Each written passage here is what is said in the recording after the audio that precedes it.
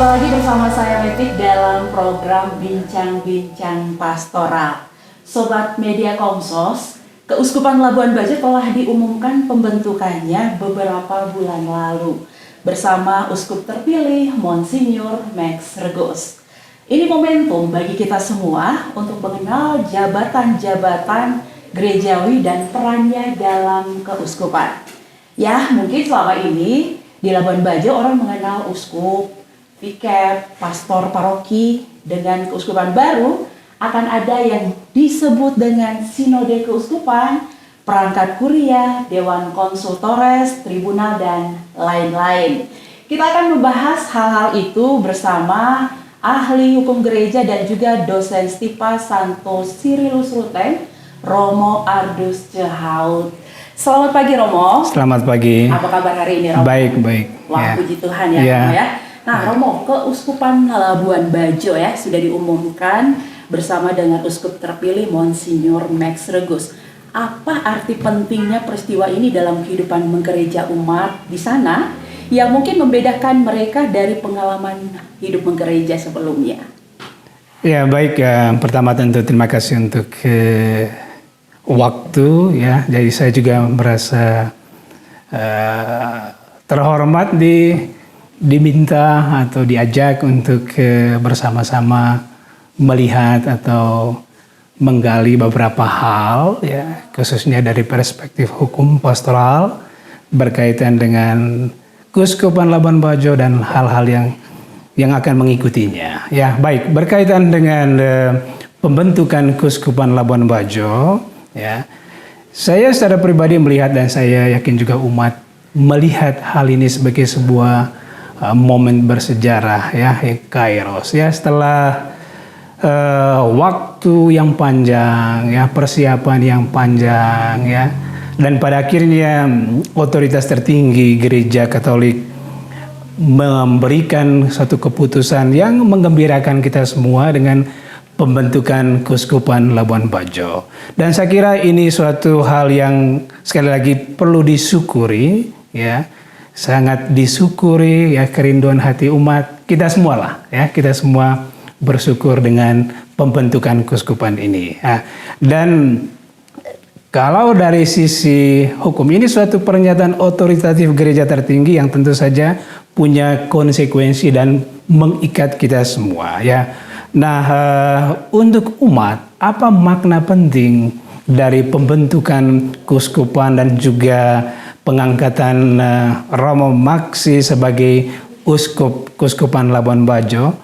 Hemat saya ini suatu tanda bahwa Paus Fransiskus sebagai gembala tertinggi Gereja Katolik ya, mendengar atau memperhatikan kebutuhan umat di Labuan Bajo. Kebutuhan dalam hal apa? Tentu dalam hal spiritual, rohani ya, sabda, sakramen. Dan kalau semula ya, karena kita ini dengan jangkauan wilayah ya, keterbatasan pelayanan ya karena wilayah kita yang luas. Nah, sekarang dengan pembentukan keuskupan ini juga dimaksudkan supaya kebutuhan rohani umat spiritual itu dapat dimaksimalkan dan dapat dijalankan secara efektif. Nah, hal penting lain ya, karena dengan pembentukan ini suatu menjadi gereja partikular atau gereja lokal yang sering kita buat. Nah, ini juga karena ini keuskupan baru dibentuk. Karena itu umat beriman atas dasar baptisan ya harus mengambil bagian secara aktif dalam menjalankan tugas pelayan dalam gereja ya, sesuai dengan kedudukannya masing-masing tentu ya, karena hampir pasti dan tidak akan pernah terjadi dalam gereja uskup atau imam dia berjalan sendiri. Dia butuh umat beriman lain. Ya, jadi umat beriman di satu sisi dengan kompetensi, dengan pengetahuan ya, dia punya kewajiban, bukan hanya hak, kewajiban untuk menyampaikan atau berpartisipasi dalam kehidupan menggereja. Di sisi lain mereka punya hak juga untuk meminta pelayanan dari umat, dari gembala ya, dari gembala. Jadi kalau ditanya apa arti penting pembentukan ya Keuskupan Labuan bagi umat ya, dalam kacamata pastoral seperti itu. Dan di sisi lain, saya sangat yakin juga bahwa pembentukan Keuskupan Labuan Bajo ini juga akan dibarengi dengan apa? Sebuah cara hidup menggereja yang baru, yang sesuai dengan konteks, ya, sesuai dengan situasi dan kondisi umat di sana. Dan saya yakin bahwa Uskup Maksi bersama klerus, ya, sudah memikirkan atau ini suatu agenda besar juga untuk mau dibawa kemana gereja, atau gereja seperti apakah, ya, yang mau dihidupi, dikembangkan, yang harus bertumbuh di Labuan Bajo. Jadi itu hemat saya beberapa hal yang perlu saya. Nah, Sobat Media Komsos, selain rasa syukur tadi seperti yang disampaikan oleh Romo Ardus, tentu juga pembentukan Keuskupan Labuan Bajo ini juga untuk memaksimalkan kehidupan spiritual, iman, dan juga umat yang ada di sana.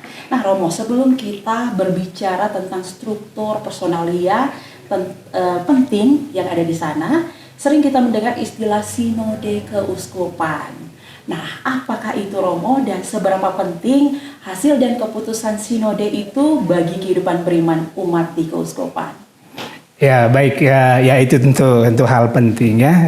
Banyak hal penting yang perlu dibuat nanti atau ya secara normatif ya dalam gereja, ya kita kenal apa yang dinamakan dengan sinode keuskupan, sinodiosesan, sinode keuskupan, ya.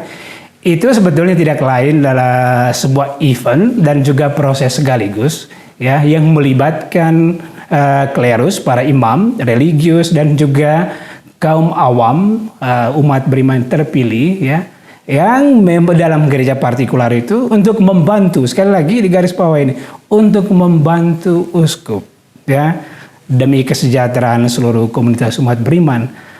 Apa yang dibuat? Ada banyak hal sebetulnya yang dibuat dalam sinode itu, ya. Tentu ya sebagai event religius juga tentu, tapi kalau kita melihat meneropong dari aspek hukum, sasaran atau fokus perhatian lebih kepada bagaimana membangun gereja sebetulnya, ya. Jadi pada kesempatan sinode itulah dibicarakan banyak hal, didiskusikan banyak hal, ya, isu-isu maupun hal-hal pastoral yang perlu sekali lagi demi gereja, demi umat beriman. Jadi ada banyak hal yang dibicarakan itu, dan itu biasanya ada anjuran juga dibuat tiap tahun, tapi dalam praktek itu beberapa tahun, ya, kita sekira 5 tahun, ya, ada beberapa tempat 4 tahun, ya, tergantung pertimbangan uskup diosesan. Sekali lagi, sinode itu hanya dapat dibuat kalau uskup diosesan memandangnya perlu. Ya, jadi selalu datangnya dari Bapak Uskup. Setelah apa? Setelah mendengar pertimbangan banyak orang, pertimbangan umat, dan sekaligus saya tekan mendengar Dewan Presbiteral, Dewan Imam yang kita Dewan Presbiteral. Jadi kalau uskup menilai bahwa perlu dan dia mendengar pertimbangan dari Dewan Imam, maka sinode itu dapat dilaksanakan. Nah, seperti yang saya sampaikan tadi, dalam kesempatan sinode itu biasanya makan waktu beberapa hari, ya. Ada banyak diskusi, pembicaraan bersama, sekali lagi bersama umat semuanya, diwakili oleh yang terpilih tadi itu. Dibicarakan banyak hal menyangkut gereja, menyangkut kehidupan pastoral di keuskupan itu. Nah, pada akhir sinode selalu ada hasil atau keputusannya, ya. Dan keputusan dan legislator pembuat adalah uskup. Karena itu butir-butir keputusan sinode itu punya daya, punya kekuatan otoritatif dan bersifat mengikat. Mengikat semua umat, mengikat klerus, mengikat kita semua. Nah, jadi apapun keputusan yang diambil pada kesempatan sinode, dan itu sudah dituangkan dalam dekret atau keputusan tertulis hitam putih dan ditandatangani oleh uskup diosesan, Sejak saat itu keputusan itu harus dijalankan, ya. Tidak ada lagi yang kata, oh ini tidak, itu suatu keputusan. Tentu keputusan itu tanda tangan uskup setelah ada kajian, setelah digodok kembali, dan final jadi pada akhirnya uskup yang jadi itu mengikat kita semua, mengikat umat yang ada dalam wilayah Keuskupan Ruteng atau wilayah Keuskupan Labuan Bajo. Jadi itu putusan sinode yang ditandatangani oleh uskup diosesan, ya. Itu jadi sekali lagi saya mau katakan itu mengikat, obligatoris, jadi mewajibkan kita semua apa yang jadi contoh kalau saya tidak salah ya, dalam sinode tahun berapa yang juga disinggung atau ada rekomendasi tentang pembentukan atau pemekaran keuskupan, dan itu ditindaklanjuti, ya, ditindaklanjuti. Dan inilah yang kita lihat sekarang hasilnya, itu bukan muncul begitu saja pembentukan keuskupan, juga ada suara yang dibicarakan bersama pada kesempatan sinode. Jadi begitu, ya. Jadi sinode itu dijalankan, poin pentingnya itu karena kalau dirasa perlu oleh uskup ya sudah dijalankan. Iya, jadi dirasa. Setelah ada hasil harus dijalankan. Dirasa atau lebih dinilai perlu. Jadi menurut penilaian. Jadi bahasa hukumnya selalu menurut penilaian uskup diosesan setelah mendengar Dewan Presbiteral. Nah, jadi dalam konteks gereja, suara antara lain suara Dewan Presbiteral itu, ya, itu juga punya pengaruh, ya, juga punya pengaruh besar antara lain dalam hal pengadaan atau mau dirayakan atau mau adakan sinode. Jadi Bapak Uskup biasanya juga mendengar suara, dan itu ada dalam kitab hukum kanonik, ya. Begitu. Oke, baik Romo. Berikutnya kita akan berbicara ini Romo tentang kuria diosesan. Nah, Romo, istilah ini mungkin ada dalam lingkungan gereja saja. Nah, itu jabatan apa dalam lingkungan gereja? Dia sebelum saya masuk ke wilayah jabatan apa, tapi saya perlu menggarisbawahi basis teologisnya, eklesiologis, ya, teologi. Jadi sebetulnya keberadaan kuria yang kita lihat, kuria diosesan itu mau mengungkapkan dimensi komunio gereja, ya, kepemimpinan partisipatif serta dukungan terhadap terwujudnya reksa pastoral yang efektif dan efisien. Nah, itu dia punya titik tolak dasar teologi eklesiologis dari keberadaan kuria diosesan yang mau mengekspresikan, mengungkap dimensi komunio gereja, ya. Jadi kuria diosesan itu yang kita pahami itu terdiri dari lembaga, ya, dan orang-orang yang membantu, sekali lagi, membantu uskup diosesan dalam memimpin seluruh keuskupan. Jadi Bapak Uskup dia terbatas juga, ya, sebagai manusia. Jadi dia perlu dibantu oleh orang-orang yang dia pandang, karena nanti yang mengangkat itu Bapak Uskup, ya. Jadi dalam mengarahkan seluruh reksa karya pastoral yang melaksanakan administrasi keuskupan dan juga dalam menjalankan kuasa yudisial. Karena itu kuria diosesan nanti kita akan taruh ada vikaris jenderal, vikaris episkopal, ada vikaris yudisial, ya, ada kanselir, ya, ada kanselarius, ya, ada ekonom juga, ya, ada banyak orang-orang nanti yang sekali lagi membantu Bapak Uskup dalam memimpin seluruh keuskupan, ya. Jadi pengangkatan itu ya merupakan hak Bapak Uskup. Itu Bapak Uskup punya hak itu, ya, mengangkat anggota kuria, ya. Jadi dengan pertimbangan-pertimbangan tertentu, dan yang menjabat di kuria itu dia harus mengucapkan janji, ya, untuk setia menjalankan tugasnya dan menjaga kerahasiaan dalam batas-batas yang ditentukan oleh uskup atau oleh hukum itu sendiri, ya. Jadi itu sedikit berbicara juga. Nah, dalam kuria ini, ya, lembaga apa yang dimaksudkan? Ya, itu tergantung kebutuhan pastoral di keuskupan ini sangat bervariatif antara keuskupan dalam hubungan dengan lembaga. Jadi dalam kuria itu ada terdiri dari komposisi, ada lembaga, ada orang-orang ya. Di tempat tertentu, itu lembaga karitas misalnya. Ada pusat pastoral, ada. Itu tergantung kebutuhan di keuskupan dari Bapak Uskup yang menentukan. Nah, orang-orang ini sudah lebih jelas dalam kitab hukum kanun. Siapa orang-orangnya yang duduk dalam kuria? Yang pertama itu Vikaris Jenderal, Vikjen, ya, Vikjen yang dia ini adalah kolaborator langsung dari uskup diosesan.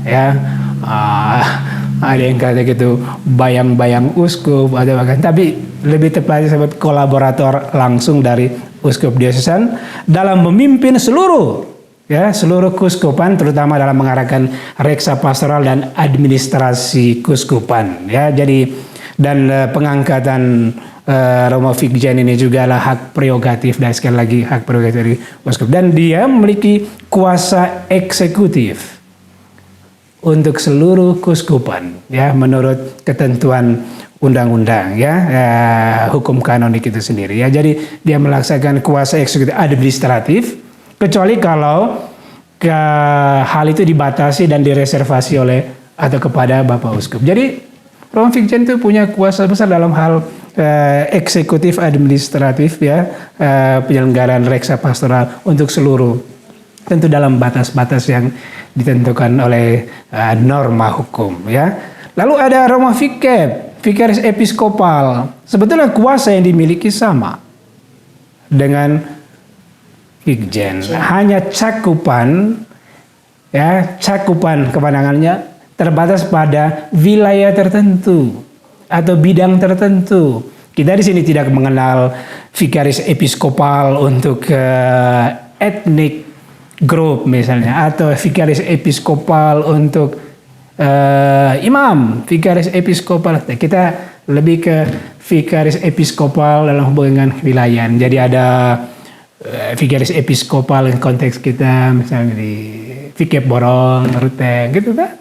Tapi kuasa yang dimiliki sama, hanya soal cakupan kewenangan terbatas pada wilayah tertentu, ya, wilayah tertentu. Jadi dia punya kewenangan eksekutif yang diberikan oleh uskup kepadanya.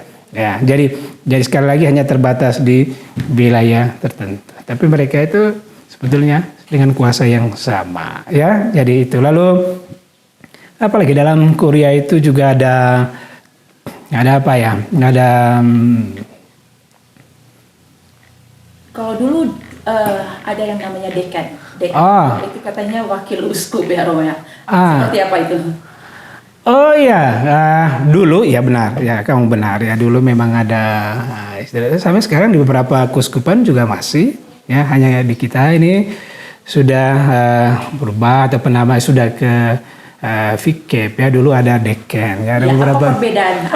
Perbedaannya, jadi harus tahu dulu apa itu Vikep, apa itu deken, gitu kan? Jadi deken atau istilah bahasa Latinnya Vicaris Foraneus itu seorang imam yang memimpin satu dekenat. Nah, dekenat itu wilayah teritorial yang terdiri dari gabungan paroki-paroki terdekat, gitu ya. Jadi menjadi satu wilayah teritorial pelayanan pastoral dari seorang koordinator yang dinamakan dengan deken. Nah, apa bedanya dengan Vikep? Kan itu pertanyaannya. Yeah. Vikep sekali lagi dia punya kewenangan eksekutif, kuasa eksekutif.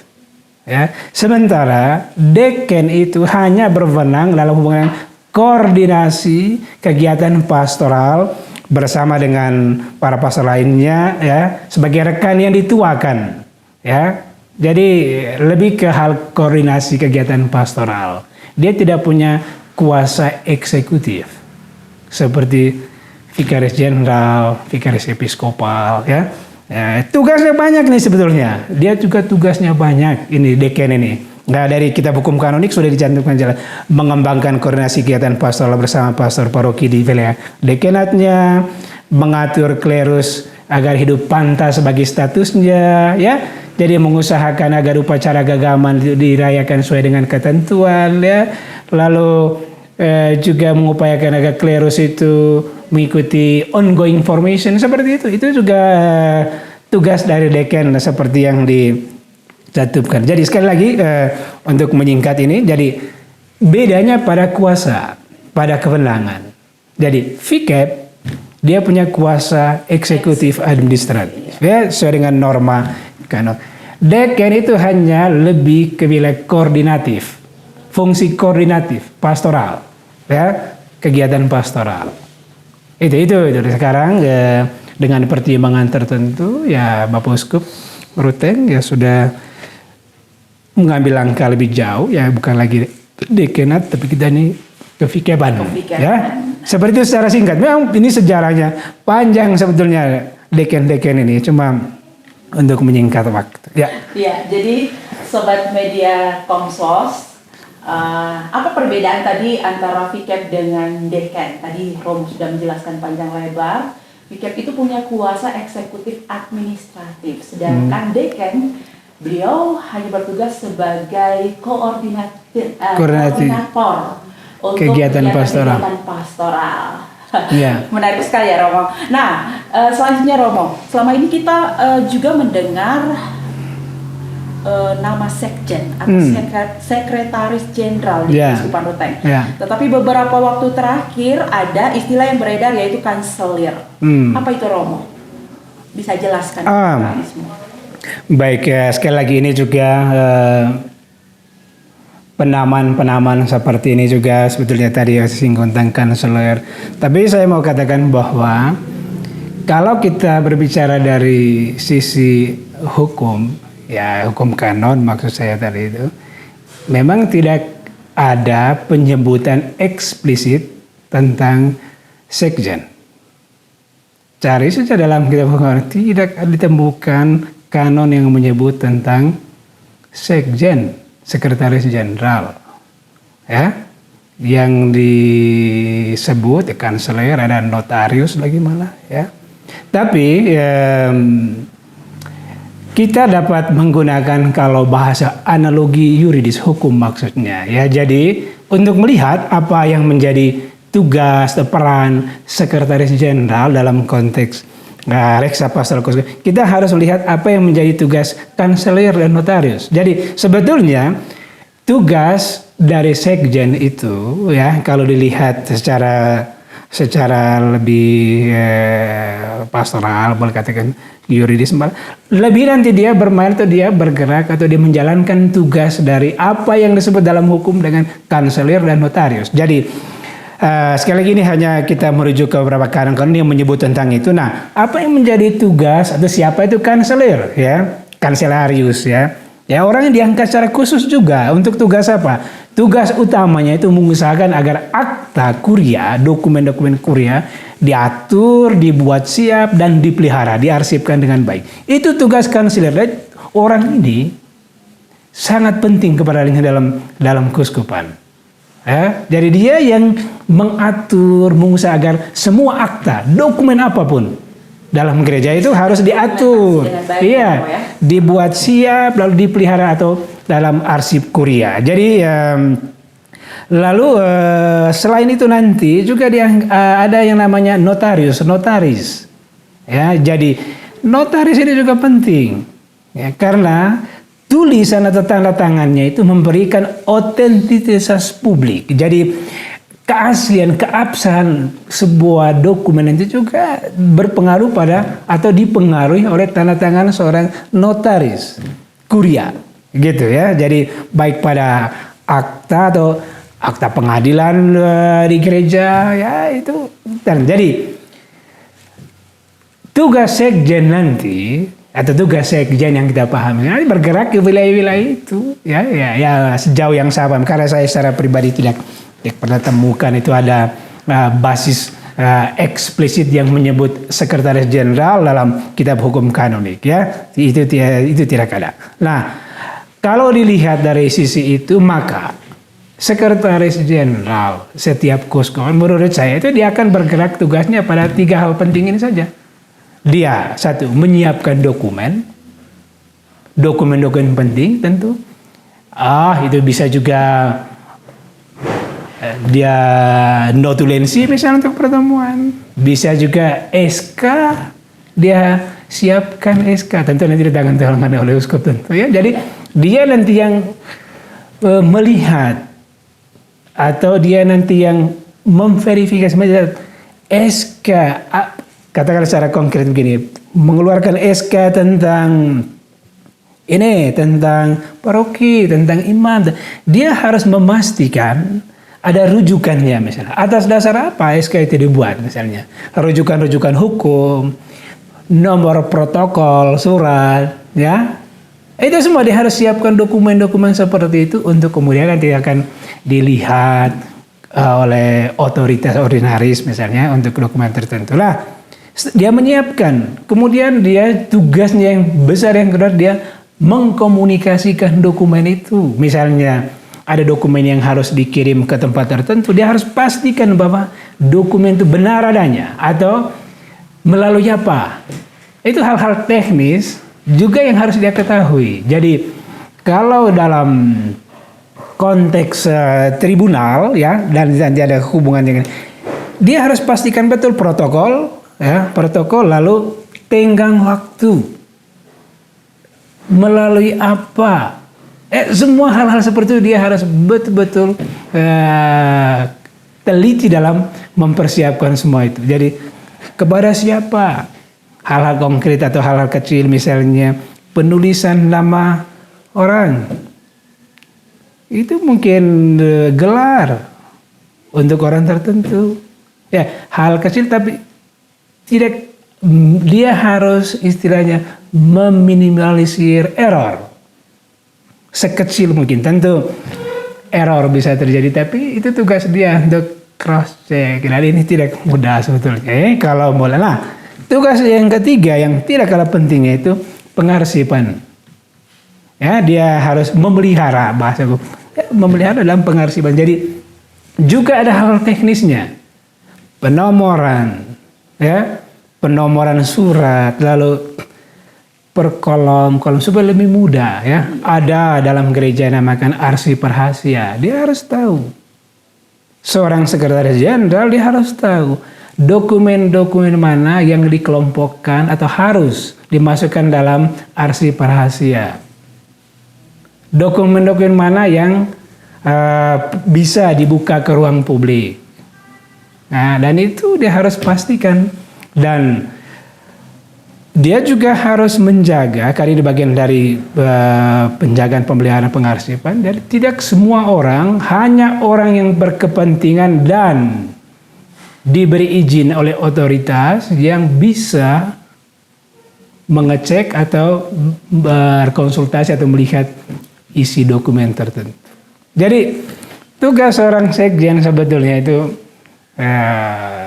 mengambil bagian atau dia sebetulnya bergerak pada tugas yang dijalankan oleh kanselir dan notarius dalam gereja. Itu sebetulnya tugas dia sebetulnya. Nah, kalau di keuskupan lain memang ada penamaan itu ya, dia mereka mengangkat salur kanselir ya. Ada juga notaris, kita punya notaris juga. Cuma dalam prakteknya bisa dikamu. Nah, sekretaris jenderal dia menjalankan peran itu sebetulnya. Itu dalam, itu dari sisi. Jadi hampir sama gitu ya, Romo. Ya. Oke, berikutnya Romo, ada juga nama ekonom. Jadi mungkin Romo bisa jelaskan juga kepada kami peran ekonom dan Dewan Keuangan dalam menata keuangan gereja. Kepada siapa dia bertanggung jawab? Oh ya, baik. Nah ini juga ya, ekonom juga ini ya, itu bagian dari kuria sebenarnya. Ya, nah. Siapa dia? Gitu kan? Ekonom itu siapa sebetulnya ya? Ekonom ya itu seorang ahli sebetulnya di bidang ekonomi ya, setelah unggul dalam kejujuran. Karena itu ya ekonom tidak harus seorang imam ya, karena yang paling penting adalah kompetensinya, keilmuannya.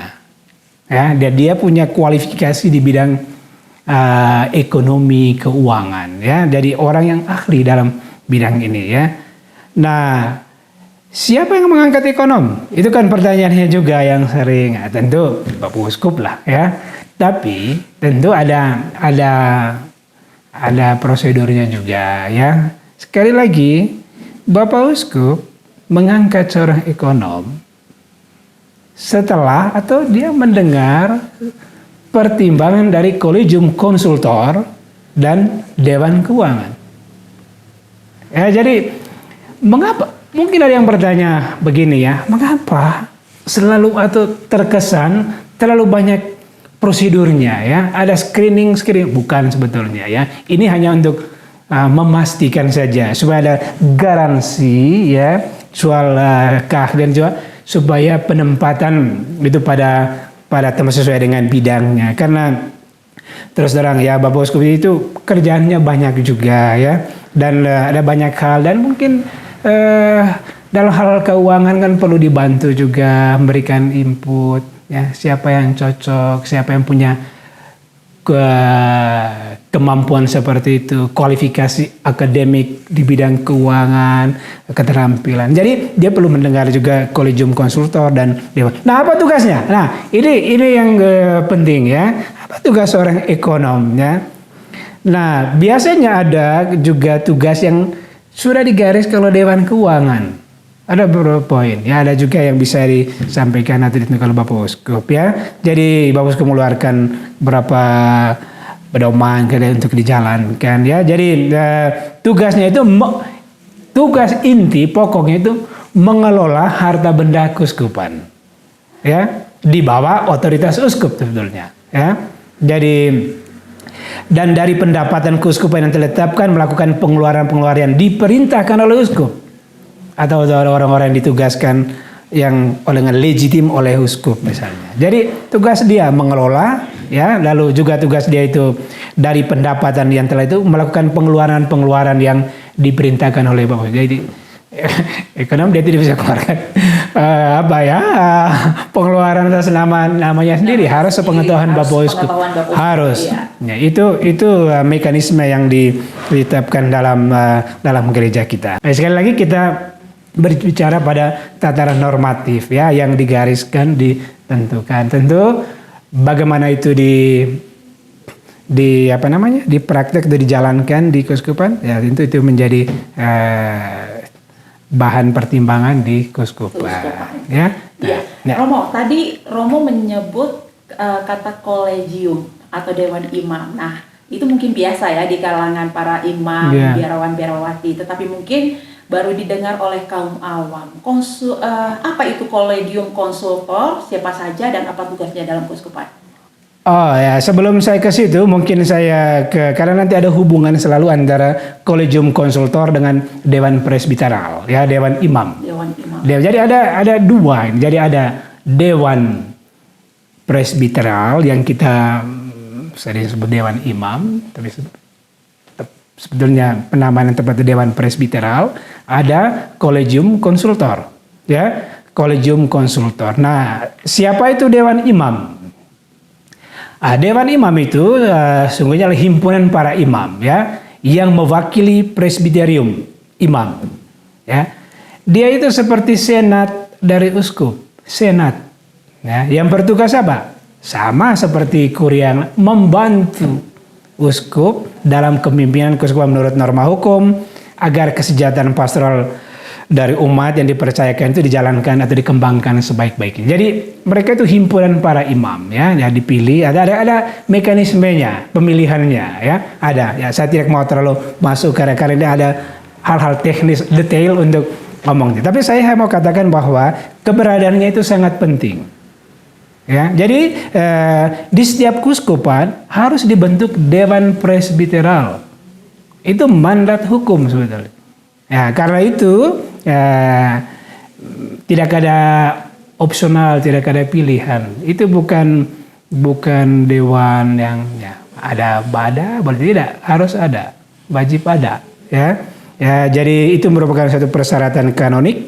Nah, untuk keuskupan baru dalam konteks Labuan, kalau saya mau katakan seperti itu, jadi dalam tempo 1 tahun ini Bapak Uskup Maksi harus membentuk dewan. Salah satunya harus membentuk Dewan Presbiteral, ya, Dewan Presbiteral, ya.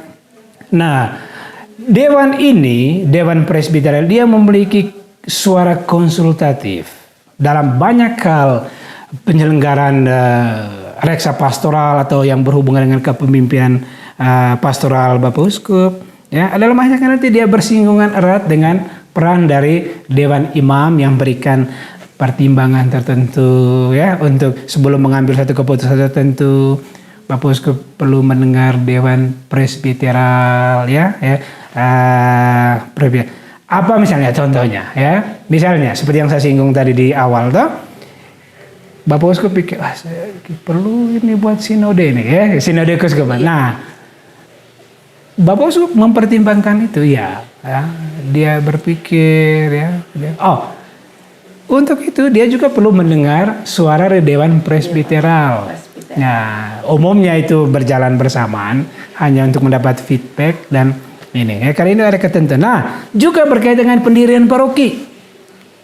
Pendirian perubahan paroki juga perlu mendengar pertimbangan dari Dewan Presbiteral.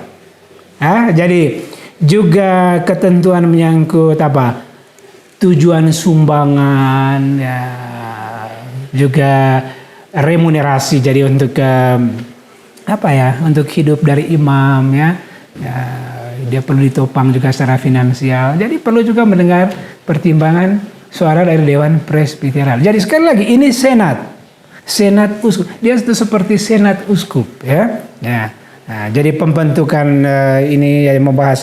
Jadi kalau mau membentuk Dewan Pastoral Paroki (DPP) juga perlu mendengar Dewan Presbiteral.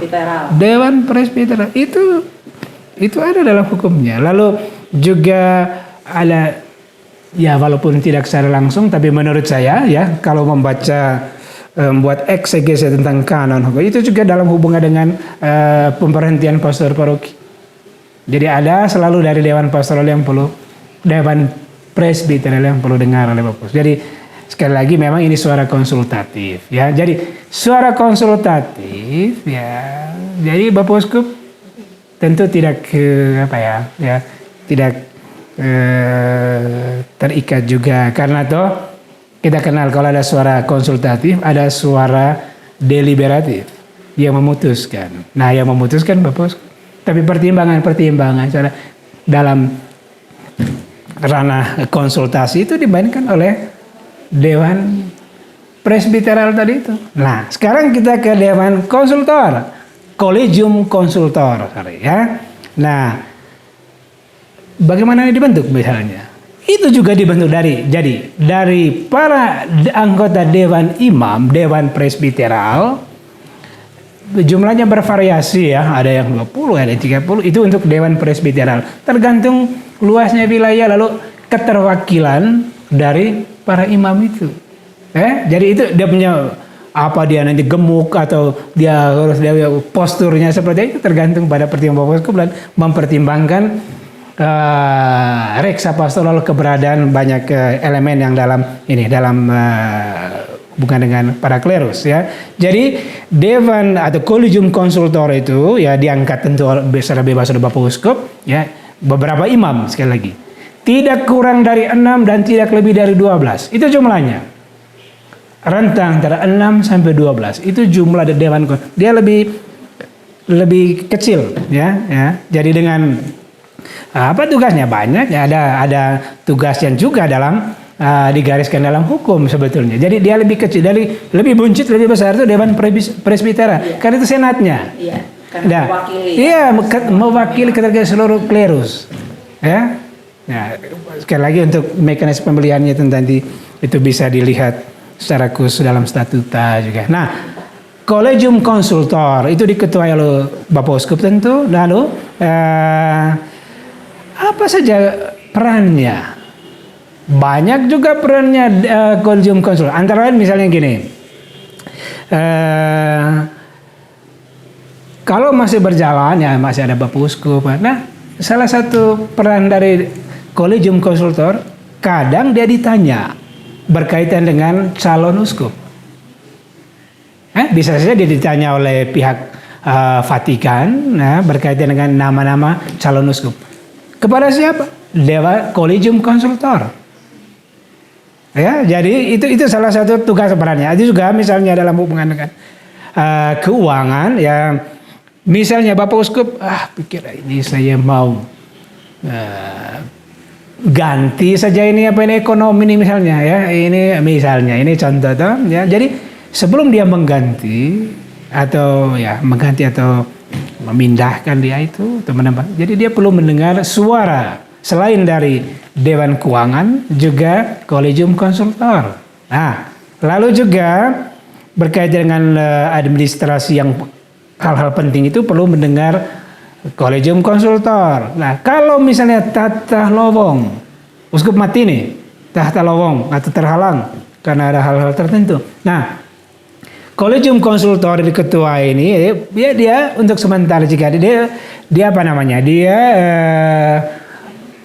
boleh katakanlah dalam pelaksanaan keseharian itu ada Kolegium Konsultor ya. Lalu imam-imam tertua nanti ya. Jadi juga memilih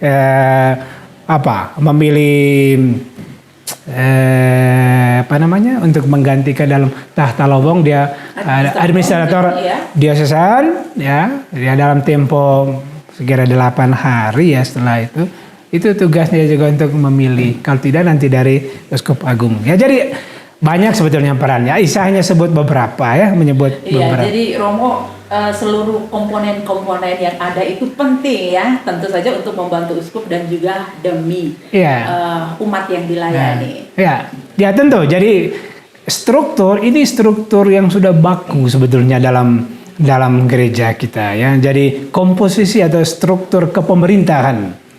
Karena kalau ngomong tentang keuskupan itu, jadi itu juga pada level pemerintahan sebetulnya. Jadi ada struktur-struktur yang sudah digariskan secara jelas, eksplisit dalam kitab hukum. Siapa yang harus ada, bagaimana mekanisme pembentukannya, pada kesempatan apa atau pada hal apa dia harus didengar, ya. Lalu cakupan kewenangannya seperti apa, batasan-batasannya, lalu bagaimana koordinasi kerjanya seperti semua ada di dalam ini, ya. Hanya kalau dalam kitab hukum kanonik dia mengatur secara umum, itu nanti harus diturunkan ke ketentuan-ketentuan partikular, hukum partikular di keuskupan. Ya, ada disesuaikan dengan konteks ya, Romo ya? Iya, tentu. Jadi apa sesuai dengan kebutuhan real dalam keuskupan itu sendiri. Tapi body struktur itu struktur yang baku. Tidak bisa diutak-atik ya, dalam arti bahwa tidak bisa katakan di keuskupan saya tidak perlu ada fikjen, tapi itu mandat hukum. Jadi hanya memang tergantung karena di keuskupan tertentu dengan keterbatasan tenaga, ya, personil, ya itu. Tapi intinya struktur itu ada dan struktur ini sebetulnya mengapa dia perlu ada?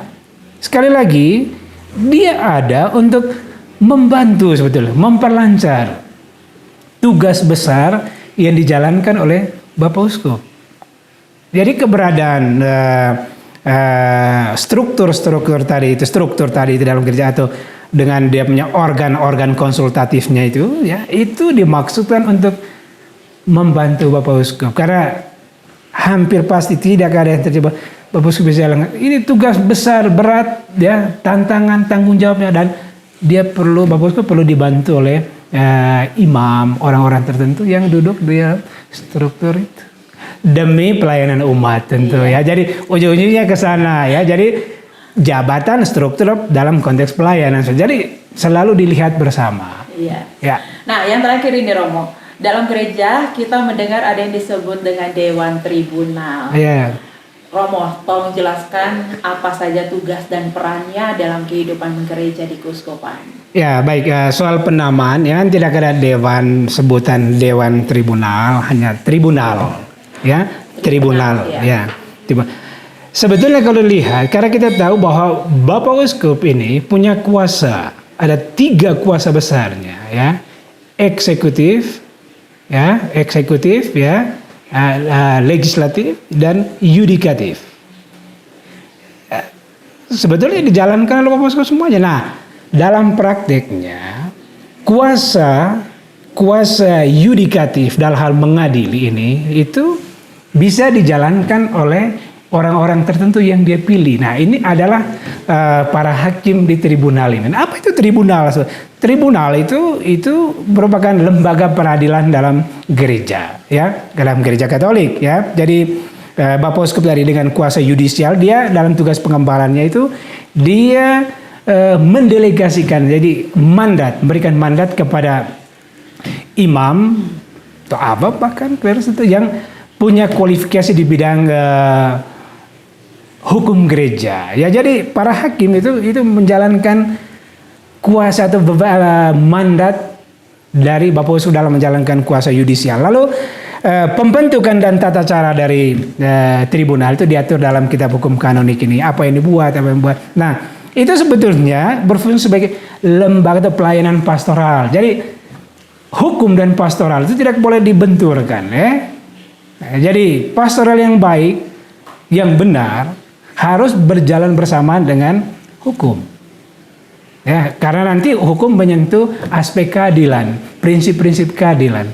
Tidak ada pastoral yang berjalan dia mengabaikan hukum, tidak. Nah, tribunal atau pengadilan gereja itu ada tata cara seperti yang saya sampaikan tadi itu. Jadi ini sebagai lembaga atau berfungsi pelayanan, ya. Sekali lagi semua ministry ini pelayanan bidang hukum sebetulnya, ya. Nah, ini hanya bisa dibuat kalau semua pendekatan-pendekatan pastoral itu sudah tidak. Nah, ini hanya langkah terakhir yang dijalankan oleh tribunal. Seperti kita juga pengadilan sipil korporasi itu kalau sudah tidak diselesaikan. Nah, itu tugasnya dia itu, ya tujuan pembentukannya itu kalau omong tentang tribunal, karena di sini Keuskupan Ruteng ini juga keuskupan lebih banyak berfokus pada tribunal hubungan dengan perkawinan, ya. Nah, apa tugasnya? Tujuan tribunal ini itu menjaga dan melindungi martabat perkawinan, tentunya kesejahteraan suami istri dan kebaikan gereja secara umum. Nah, kalau perannya itu ya melalui prosedur administratif dan juga prosedur yuridis, tribunal kami termasuk bekerja di situ, ya berusaha memberikan kepastian akan status perkawinan, ya apa perkawinan itu sah atau tidak menurut ajaran gereja, ya. Jadi tugasnya itu sekali lagi ya tugas lebih ke hal pastoral, membantu. Jadi dalam hubungan perkawinan dia punya tugas untuk melihat apakah perkawinan itu dulu itu sah, sakramental atau tidak. Nah, sering kan orang berarti ada bisa cerai dan lain sebagainya itu. Bukan, ya. Tribunal itu ya bukan untuk menceraikan perkawinan. Jadi ada istilah, ada pembatalan. Jadi kalau perceraian itu kan titik tolaknya itu dari perkawinan yang sah. Itu kalau perceraian. Dan gereja kita tidak kenal itu, karena kita tetap bersikuku pada doktrin ajaran gereja, apa yang disatukan Allah jangan diceraikan dalam manusia. Lalu bagaimana dengan kerja tribunal yang seolah-olah menceraikan? Bukan, ini hanya salah menjadi pemahaman umat yang terbatas, bukan, ya. Membatalkan perkawinan yang sebenarnya tidak ada. Bagaimana tahu? Ya ada banyak hal yang kita lihat. Mungkin dulu ada halangan-halangan yang tidak dispensasi misalnya. Ada cacat kesepakatan konsensus. Ada forma kanonika yang tidak dipatuhi. Jadi ada banyak hal. Nah, kadang umat ya dalam pembicaraan selalu bingung dengan istilah ini, pembatalan dan perceraian. Nah, supaya lebih mudah sebetulnya saya selalu buat analogi bola kaki.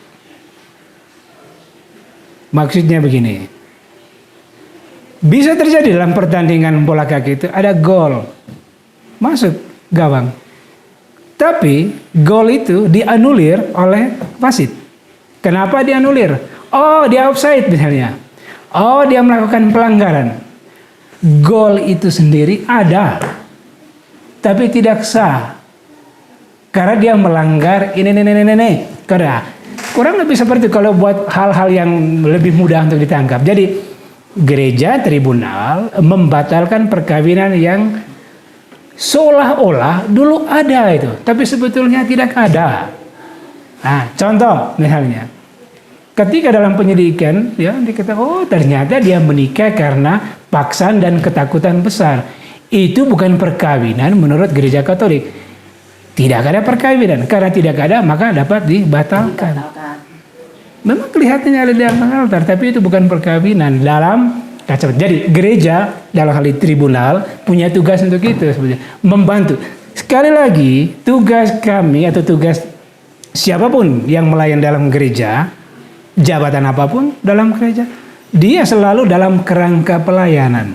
Itu yang harus, dari situlah nanti dengan ada di bagian yudisial, ada rumah fiksian, ada rumah fiksian. Jadi selalu dalam konteks pelayanan kepada umat, memberikan yang terbaik dan pelayanan sesuai dengan ketentuan. Jadi tentu tidak mudah ya dalam membangun gereja umat, tapi kita percaya Tuhan selalu hadir ya, berjalan bersama ya, kita bersama-sama dengan umat untuk membangun gereja ini. Jadi saya kira gitu.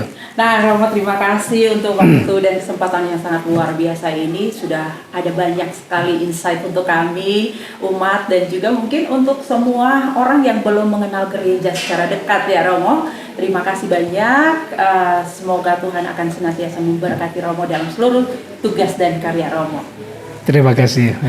Nah, Sobat Media Konsos, ada banyak istilah yang menunjukkan jabatan dan tugas khusus dalam gereja keuskupan. Semoga dengan penjelasan dari Romo tadi, Anda lebih mengenal dan memahami struktur kelembagaan gereja. Mari kita doakan semoga rangkaian acara tabisan Uskup Labuan Bajo berjalan lancar dan kehidupan gereja umat di sana dengan itu tentu berkembang lebih maju. Saya Metik undur diri, sampai jumpa pada edisi selanjutnya.